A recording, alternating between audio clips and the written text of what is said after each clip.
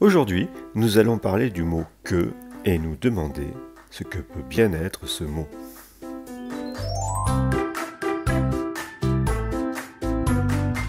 En effet, « que », qu'est-ce que c'est?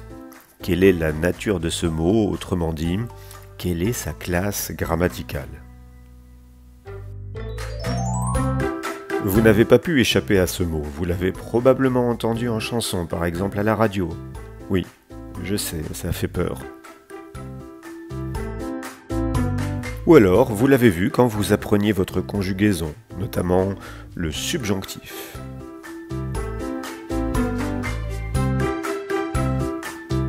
Ou encore dans une phrase complexe contenant une proposition subordonnée. Et même dans vos questions.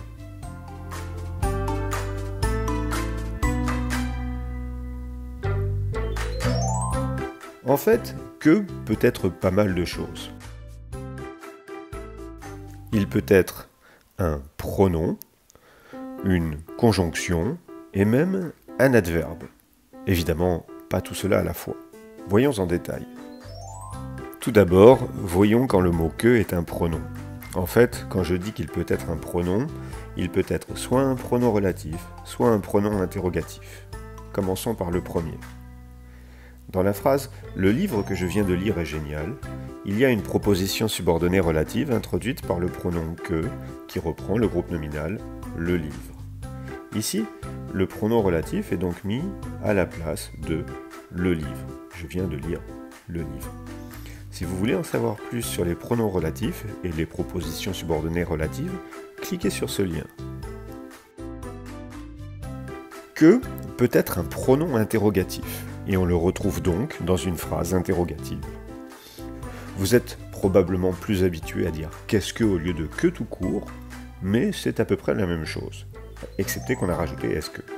Dans tous les cas, Q apostrophe ou que est un pronom interrogatif.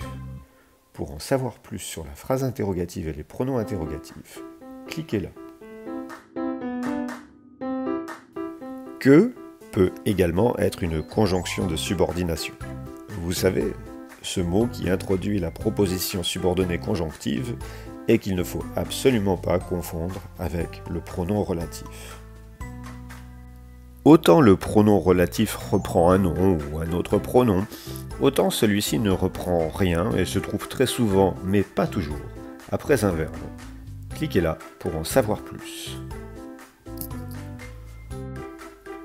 Vous aurez remarqué qu'on utilise souvent le subjonctif après que, raison pour laquelle on place que devant le subjonctif.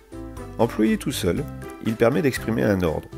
Oui, vous vous dites qu'en principe, ce rôle est dévolu à l'impératif. Quand on veut donner un ordre, on utilise ce mode pour intimer l'ordre à quelqu'un de rentrer par exemple. Mais vous aurez remarqué que cet ordre ne peut s'adresser qu'à 3 personnes. Si vous voulez donner un ordre à la 3e personne, utilisez le subjonctif précédé de que. Et enfin, ce que peut être un adverbe, enfin des adverbes. Il peut être un adverbe exclamatif et un adverbe interrogatif. Dans le premier, il sert à s'exclamer, que c'est beau, avec un que qui sert à exprimer l'intensité. On l'utilise aussi dans la phrase interrogative, et peut être alors synonyme de pourquoi. Il ne faut pas le confondre avec le pronom interrogatif que nous avons vu tout à l'heure. Voilà, c'est fini. Ah non, puisqu'on parle d'adverbe, n'oublions pas que le mot « que » peut s'employer avec « ne » pour former une négation, comme « ne pas »,« ne jamais »,« ne rien », etc.